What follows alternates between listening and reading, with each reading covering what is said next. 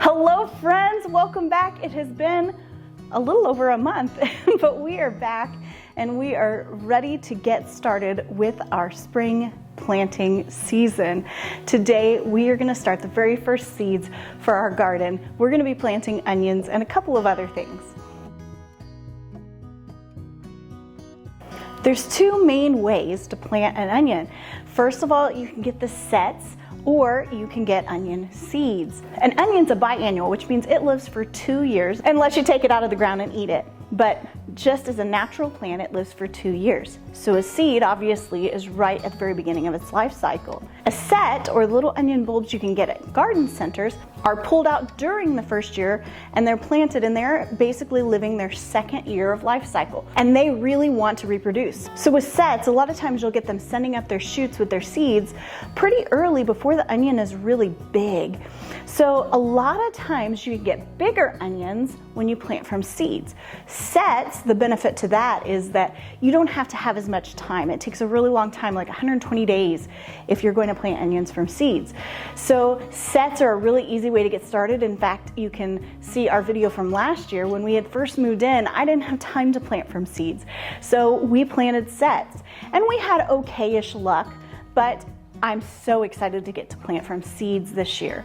Another benefit to planting from seeds is you have a choice of a gazillion varieties, and you can pick what works best for your climate, your zone, where you are, and what your preferences are for eating. Usually when you plant from sets, you walk into the garden center and there's a big bucket and you scoop some out and that's what you get. Sometimes they'll have white and yellow and maybe even some red. And so you get some varieties. But this year, like I said, we are going to be planting from seed. The next thing to consider when you're planting onions is whether you need a short day, an intermediate day, or a long day onion. Now the only difference in this is the amount of daylight hours it needs. Short days need about 10 hours of daylight, intermediate day need about 11 to 13 hours of daylight, and then long day need 14 to 15 hours of daylight. You can very easily Google your zip code and see what type of onions you need. We're pretty close to the bottom end of the intermediate day onions. We could grow some short day onions, but I stuck mostly to intermediate day onions. The other thing you want to think about when you're planting onions is how old your seeds are. Now, I'm a proponent of keeping your seeds as long as you can. In fact, my grandfather kept his seeds for years and years and years and years and planted over and over and over again from those same seeds. But the one family that doesn't really have the same longevity as the rest of seeds are the allium family. That's onions and leeks and all of those things. So what I did is I did a germination test because I don't want to waste valuable grow light space if I'm gonna have onion seeds not grow. So I didn't do this with my brand new seeds, but I had some onion seeds from our old house that were several years old, and I wanted to test and make sure they would grow. So let's take a minute and look at what a germination test looks like. You can do these with any seeds that you have. If you have some really, really old seed and you want to test to see if it's going to germinate, and actually even doing the germination test with seeds, then you can, once you sprout them on the paper towel, you can even take them out and put them in the dirt. So you're not wasting seeds by doing a germination test.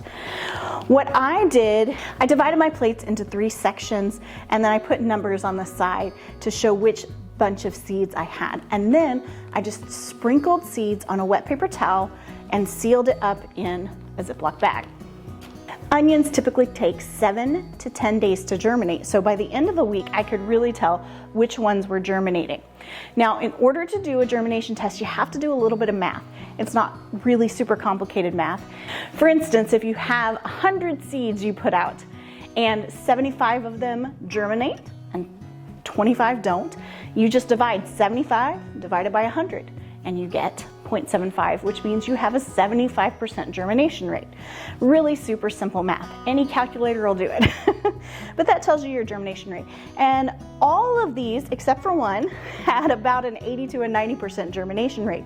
The only one that I had almost, I don't know, less than a 10% germination rate was these bunching onions. So I'm not even gonna bother planting them. Less than 10% is just not worth the grow space for me. But you could still get some value out of this if you just dumped a bunch of seeds. So you would want, if you had a 10% germination rate, that means 1 out of every 10 seeds would sprout. So you would want to put 10 times the number of seeds you normally put. If you put like 3 seeds in there, you'd want to put 30 seeds to make sure that you got your sprouts. But again, I don't really need to fiddle with these. I don't want to fiddle with these, so I'm gonna put them to the side. I may throw them in a bucket or something just to see if any of them sprout, and then that'll be fine. But I'm not gonna waste my precious grow space on these. But like I said, most of my germination rates were excellent. You can see all of these coming up. I mean, close to 100% on most of these. Now I'm gonna plant several different varieties. I always want a good short-term storage variety that just tastes good, and then I always want a good long-term variety. So eventually I'll get down to where I have 2 favorites here. But since we're at a new place where we have different soil, I wanted to experiment and see what varieties worked really well for our soil and our nutrient base. So I have a ton. I'm gonna try this flat of Italy. This is a red onion, and it is a fresh eating onion. This isn't great for curing in long-term storage, but they're supposed to be really delicious. This Australian brown I have, and this is a long-term storage onion. I've got red Creole onions, and again, these are fresh eating onions. Southport white globe, these can be a bunching onion, or you can harvest them when their bulbs are a little bigger, but they're not huge like a regular big old onion. Another small one that can double as a bunching onion is the Pompeii, and these are supposed to be really delicious. I'm probably gonna pick them early to use as a bunching onion because I do need a good bunching onion variety. And bunching onions is just another word for green onions. So when you pull them out, you're gonna want to pull them before the bulbs get really big. And then I have 2 versions of this Texas Early Grano. I have the M.I. Gardner that's 502, and then I have the Annie's Heirloom Seeds. I'm not sure if these are the same exact variety or if the ones that are 502 are slightly different, but I'm gonna try them both and we'll see how they go. So I have 2 flats here. One of my entire flats is onions. That's gonna give us 72 onions for the year. It's not as many as we will eat in total for the whole year, but it'll be a lot to put into storage. At least this year, onions aren't my #1 goal as far as making sure that we have enough for the year. Having enough to make it a while, or at least through the summer and fall, will be an excellent step up from last year. So when planting in these planters, these are 72 cell planters, and all I do, because I don't like sticking those little markers and everything, and then sometimes they fall out and cause problems, so I just print off a grid, and it's got 72 little squares on it, and it's a 6 by 12, and so I just write what I'm planting in this grid, and then I mark the number, or I mark, like, I have these fun smiley face stickers, and I'll put a red smiley face sticker on this, and then I put a red smiley face sticker on this tray, and then I know, okay, red smiley face is this chart, and I know what's planted where, and I can keep up on it. There are arrows on these trays, so I'll put also an arrow on my chart so I know which direction that's going, and that's just really the easiest way that I've found to really organize my planting. Another really cool thing I'll have to show y'all, I'll do a whole video on this. This is a new program called Seed Time, and I will put a link down to it in the description. But you plug in to your calendar in Seed Time what all you're planting that year, everything, all the varieties that you want to plant, and then it propagates a to-do list for you.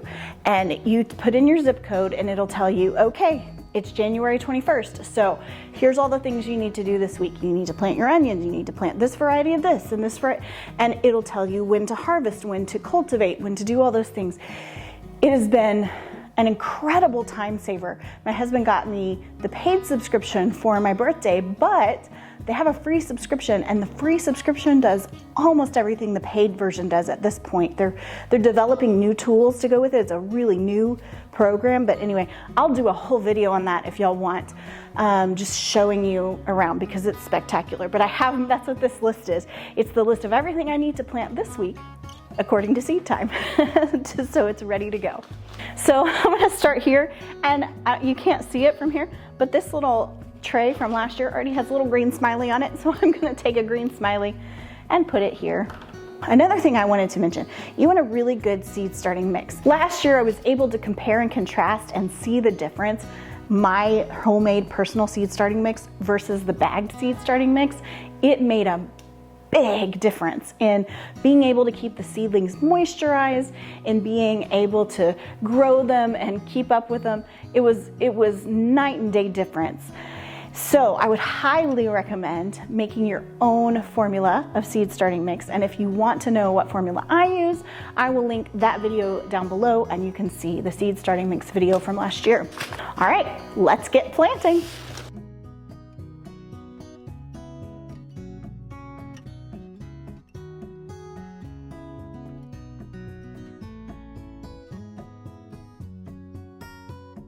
All right, all my onions are planted, and now we're gonna plant a few more things. Here in zone 7B, it's time to plant celery and a few of our herbs. I'm gonna be planting some parsley, some rosemary. I've got several different types of celery, but I'm going to be succession planting throughout the season. I have 2 that I'm gonna plant today. That's another thing that the Seed Time software does amazingly well. You can just tell it, I wanna succession plant this like 5 times, and it'll spread them out evenly, and it'll tell you how often you need to plant to get that continual harvest. It seems like it's gonna be a real game changer. I'm excited about that. So celery is one of those things, it's a lot better fresh. So there are ways to preserve it, dehydrating it and stuff, but I prefer to just harvest it and use it. So I don't want it all ready at one time. So I'm gonna plant 2 varieties now, and then in a couple weeks we'll plant some more, and then in a couple weeks after that we'll plant some more. I've got Deline celery, and then Utah Tall, which is that typical big round celery that we get in the grocery store. I also have some Solaric celery root, and I've never used this, but I'm going to plant this year because I've heard you can make celery powder out of it and use it as seasoning, so we're going to give that a shot this year. I have 2 different varieties of leek that I'm going to try.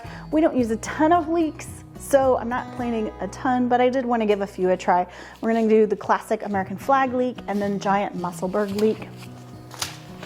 And then also, last but not least, it's time to plant asparagus from seed. Last year I started my asparagus bed, and so with some of it, I'm a year in. It takes like 3 years before you can harvest asparagus. But I want to add to it this year. Last year I planted from root. This year I'm going to plant some from seed to add to it. And hopefully I can get several different varieties snuggled in there. Right now I have Mary Washington asparagus, which I think is what's out there. What is out there right now were just the roots that my garden center had. They were unlabeled, but generally speaking, Mary Washington is the typical asparagus variety that you find in your grocery store. So I bet that what I planted was Mary Washington. And the same thing goes for these. I'm going to mark down on my blank chart what I'm planting where, so I know what is in this tray.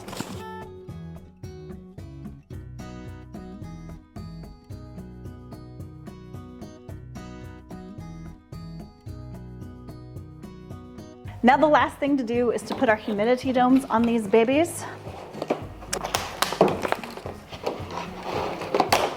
This will make sure while they're sprouting, they stay nice and humid and moist. So after this, I'm gonna go ahead and bring them out to our grow lights and put them on a heat mat until they sprout. Once they sprout, I'm gonna take the lids off. They don't need the heat anymore after they sprout, so then we can make way for other things to go on the heat mats. If you're interested in our grow light setup, I will put a link to that video down below. We did that last year as we were setting up, and we have duplicated that one more time, so we have twice as much grow space this year. I don't know about you, but I am so excited about getting back in the garden, getting my hands dirty, growing all sorts of things. I can't wait till these first sprouts of the year come up out of their little dirt. It's gonna be an exciting week to sit and watch them. Let me know what zone you're in and what you are starting or what you are looking forward to starting. I can't wait to hear from all of y'all. This is just the beginning of the garden season. Hang with us and we're gonna plant all sorts of things during the cool weather time and during warm weather time and during the scorching hot summer that we have here in Oklahoma. Thank you so much for joining us. Have a great day.